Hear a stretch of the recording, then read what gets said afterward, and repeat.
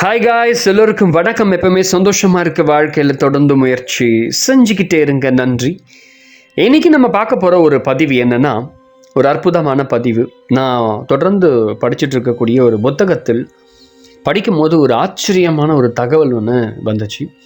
அந்த தகவலை பார்த்து ரொம்ப ஆச்சரியமாக இருந்தது. ஸோ அதை தான் இன்றைக்கி நம்ம அவங்களோட பகிர்ந்து கொள்ள போகிறேன். ஸோ கடைசி வரைக்கும் பாருங்கள், அப்போ தான் உங்களுக்கு புரியும். அந்த காலத்திலிருந்து இன்று வரை நாகரிக சமூகத்தால் திரைபோடப்பட்டுள்ள ஒரு விஷயம், ஒரு சாஸ்திரம் என்ன அப்படின்னா காமசாஸ்திரம். இன்னைக்கு காமசாஸ்திரம் அப்படின்ற ஒரு நூல் இருக்குது. அதாவது காமசூத்ரா அப்படின்னு சொல்லுவோம். இதை எழுதின ஆத்தர் யார்னா வத்சயனார். சரி, அவர் ஒரு அற்புதமான விஷயத்த சொல்கிறார். இப்போ காமசாஸ்திரம் அப்படின்னு சொன்னால் பெண்ணை பற்றி தான் ரொம்ப பேசுவாங்க. நிறைய விஷயங்கள் அதில் இருக்கும். அதை நம்ம பார்க்கும்போது ரொம்ப ஒரு மாதிரி வல்கராக இருக்கிற மாதிரி தெரியும். கிடையாது. உடல் ஒரு மருத்துவத்தின் ஒரு பகுதியாக உள்ளது. உடல் உறவுங்கிற ஒரு மருத்துவம். அது பார்க்குறது, பேசுகிறது, டேஸ்ட் பண்ணுறது, கேட்குறது, நடக்கிறது, ஆடுவது, பாடுறது, ஓடுறது, தூங்குறது எல்லாம் ஒரு விதமான இயக்கம், அவ்வளோதான். ஆனால் இதே போல தான் உடல் உறவு கொள்வது, அது ஒரு பாடி, ஒரு லாங்குவேஜ், அது ஒரு நீட் சம்மந்தப்பட்டது, அவ்வளோதான். இப்போ நம்ம பசிக்குது, சாப்பாடு சாப்பிட்றோம், அந்த மாதிரி ஒரு நீட், அவ்வளோதான். இது குறித்த விஞ்ஞானத்தை மட்டும் வாசிக்க பொய்யாக ஏன் கண்களை மூடிக்கொள்ள கட்டளையிடுகிறீர்கள்? ஒரு கேள்வி. இப்போ விஷயத்துக்கு வருவோம். என்னென்னா, இந்த காமசாஸ்திரம் அப்படின்ற ஒரு விஷயம் உடலுறவு பற்றி மட்டும் கூறும் ஒரு புத்தகம் அல்ல. ஏன்னா இது வெறும் உடலுறவு மட்டும் அப்படின்னு நிறைய பேர் நினைக்கிறாங்க. ஐயோ, இது வெறும் ஒரு செக்ஷுவல் புக்குப்பா, இது அதெல்லாம் வீட்டில் இருக்கக்கூடாது அப்படிலாம் நினைக்கிறாங்க. கிடையவே கிடையாது. நம்ம தான் தப்பாக நினச்சிட்ருக்கோம். It's not a sexual book. பல விஷயங்களை அதில் சொல்லியிருக்கு. மொதல் விஷயம், பெண்களை உயர்த்துவதற்கான ஒரு வழிமுறையை அது உள்ளே சொல்லியிருக்காங்க. ஆனால் அதை இது வரைக்கும் யாரும் சொல்லலை.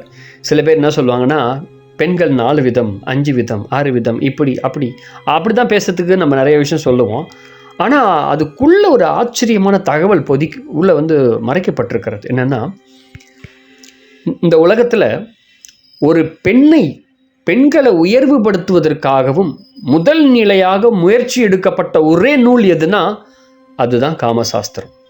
வேறு எந்த புத்தகமும் கிடையாது. என்ன இது, அப்படியா, பெண்களை பற்றி இழிவாக போடுற மாதிரி தானே அதில் இருக்குது அப்படின்னு நிறைய பேருக்கு தோணும். கிடையாது.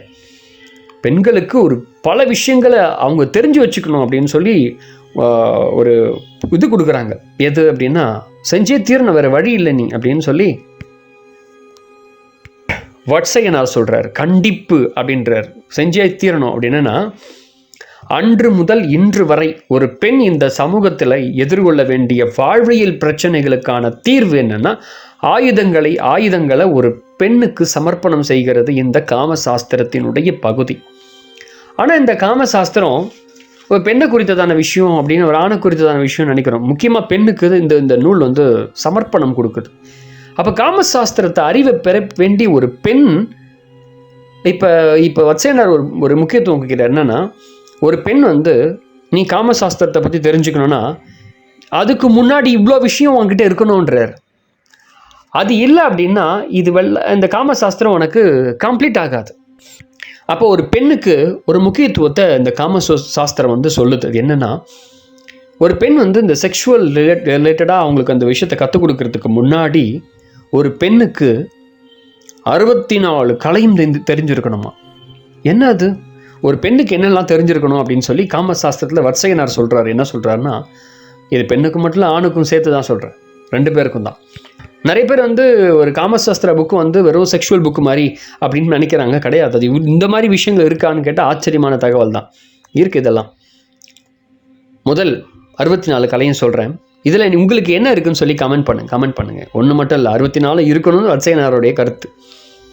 பாடும் கலை, இசைக்கலை, நடனக்கலை, ஓவியக்கலை, அலங்காரக்கலை, தரை அலங்கார கலை, வீட்டை அலங்காரப்படுத்துகிற கலை, அறைகளை ரூமை அலங்காரப்படுத்துகிற கலை, ஒப்பனை கலை, வண்ண கற்களை உருவாக்கக்கூடிய கலை, படுக்கையை அலங்கார கலை, அதுக்கு பிறகு ஜலதரங்கை கலை.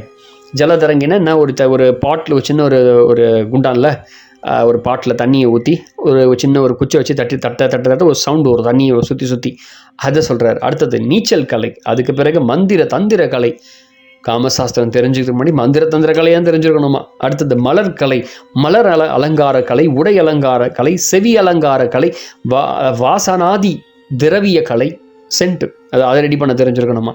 ஆபரண அலங்கார கலை, மாயா ஜால கலை, உணர்ச்சி தூண்டல் கலை, கரகக்கலை. கரகக்கலைனா கரல சுத்திர கலை. நான் கூட இந்த கரகக்கலைனா சரக்கலைன்னு நினச்சிக்கிட்டேன். இல்லை, அதாவது கரக்கலைனா இந்த ஒரு கையில் சுற்றுவோம், அதை தான் அவர் கரக்கலைன்னு சொல்கிறாங்க. ஸோ அடுத்தது என்னென்னா கரக்கலைனா கரல சுத்திர கலை. அடுத்தது சமையல் கலை, பான தயாரிப்பு கலை, தையர் கலை, பூத்தொழில் கலை, பாவனைக்கலை, ஆக்டிங், புதிர்கலை, கவிதை போட்டிக்கலை, சொற்கலை, வாசிப்பு கலை, வரலாற்று பயிற்சி கலை, கவிதை படைக்கும் கலை, பிரம்பு கலை, பாத்திர அலங்கார கலை, தச்சுக்கலை, அப்புறம் களிமண் கலை, போர் பயிற்சி கலை, புகழ்ச்சி கலை, பிறர் புகழ்ச்சி செய்கிற ஒரு கலை. அதுக்கு பிறகு குழந்தை விளையாட்டுக்கலை, சதுரங்க விளையாட்டுக்கலை, உடற்பயிற்சி கலை, சூதாட்டக்கலை, மாற்று கலை, தோற்றத்தை அப்படி டக்கு மாத்திர ஒரு கலை, வீடு கட்டும் கலை, நாணய பரிசோதனை கலை, ரசாயன கலை, பளிங்கு கலை, தோட்டக்கலை, பிராணிகளை சண்டை விடுற கலை, பறவைக்கு பயிற்சி கொடுக்குற கலை, உடல் புத்துணர்வு கலை, மொழிபெயர்ப்பு கலை, குறியீட்டு மொழிக்கலை, புது தோற்றம் ஏற்படுத்தும் கலை, குணாதிசயங்களை அறியும் கலை, அகராதி கலை, பிறமொழி கவிதை பயிற்சி கலை, மனப்பாட கலை, நினைவாற்றல் பயிற்சி கலை, உபகரண தயாரிப்பு கலை, சகுனக்கலை, மலர்வண்டி கலை, வேற்றுமொழி கலை. இவ்வளவு விஷயமும் ஒரு பெண்ணுக்கு ஆணுக்கும் தெரிந்திருக்க வேண்டும் அப்படின்னு சொல்றாரு. நான் ஆணுக்கு சேர்த்துக்கிறேன், பட் அவர் சொல்றது ஒரு பெண்ணுக்கு தான் முக்கியத்துவம் கொடுக்குறாங்க. ஒரு பெண்ணுக்கு இவ்வளோ விஷயம் தெரிஞ்ச பிறகு தான் அந்த பெண் என்ன பண்ணணும் அப்படின்னா இந்த காமசாஸ்திரத்துக்குள்ளே வரணும். அப்போ தான் அந்த போகத்துக்குள்ளே அவங்க போகும்போது அந்த பரியங்க யோகம், அதாவது சிவயோகமாக இருக்கக்கூடிய அந்த தந்திர பரியங்க யோகம் முழுமையாக சிவயோக நிலையை அடையும். அந்த அறிவை அந்த அறிவுக்கு ஒரு பெண்ணு தான் தேவை அப்படின்னு சொல்கிறார். அந்த பரம சுகத்தை முழுமையாக ஒரு அடையணும்னா ஒரு பெண் இவ்வளோ விஷயங்களை தெரிஞ்சு வச்சுருக்கணும் அப்படின்ட்டு சொல்கிறார். அப்போ ஒரு பெண்ணு சமூகத்தில் வாழ்கிறா அப்படின்னா இவ்வளோ ஆற்றல் படைத்த இந்த கலைகள்லாம் அவர் ஒன்று விட ஒரு 4-5 இருந்தால் போதும்லாம் சொல்லலை. ஒரு 4-5 கலை இருந்தால் போதும் அப்படின்னு சொல்லலை. 64 என்னவென்று அவங்களுக்கு தெரிஞ்சிருக்கணும், முழுசாக இருக்கணும். முழு கலையும் அவங்களுக்கு அப்படியே சுலபமாக இருக்கணுமா. நீங்கள் சொல்லுங்கள் கமெண்ட்டில் யாருக்கெல்லாம் எத்தனை விதம். நான் சொன்ன அத்தனை 64 கலையில் உங்களுக்கு என்னென்ன கலைகள் இருக்குது ஈஸியாக உங்களுக்கு தெரியும் அப்படின்னு சொல்லுங்கள். ஏன்னா எதுக்கு இது ஆக்சுவலி இவ்வளோ விஷயத்தை அவர் சொல்கிறாருன்னா, இந்த பரியங்க யோகம் என்ற யோகத்துக்குள்ளே ஒரு பெண்ணும் ஆணும் வரும்போது அதிக அறிவு யாருக்கு இருக்கணும்னா பெண்ணுக்கு தான் அதிகமாக இருக்கணும்னு சொல்கிறார். அப்போ தான் அந்த அறிவு அவங்களுக்கு அதிகமாக இருக்கத்தான் அந்த உடல் போகம் கொள்ளும்போது ஒரு ஆண் ஒரு பெண் அந்த சிவயோக நிலையை அடைய முடியும். இந்த நிலையை தான் அவர் நம்முடைய வத்சயனார் தெளிவுபடுத்துகிறார். ஸோ அப்போ இதை நீங்கள் இந்த தகுதி இல்லை அப்படின்னா அவங்க காமசாஸ்திரத்தை அந்த அறிவை முழுமையாக அவங்க பெற முடியாது அப்படின்னு சொல்கிறார். ஸோ இது எவ்வளோ பெரிய ஆச்சரியமான ஒரு விஷயம். ஒரு போகம் கொள்றதுக்கு இதெல்லாம் தேவையா அப்படி ஒரு கேள்வி எல்லாருக்கும் யோசிக்க தோணும். ஆனால் காமசாஸ்திர அறிவை ஒரு பெண் உணரணும், அதை பெறணும்னா 64 கலையில் அவள் முழுமையாக இல்லை அப்படின்னா காமசாஸ்திரத்தினுடைய அறிவு அவளுக்கு முழுமை பெறாது. இது வத்சயனார் முன்னாடி எல்லாருக்கும் அந்த காலத்தில் இப்படி தான் பெண்கள் இருந்தார்கள் என்ற ஒரு விஷயத்த சொல்கிறார்.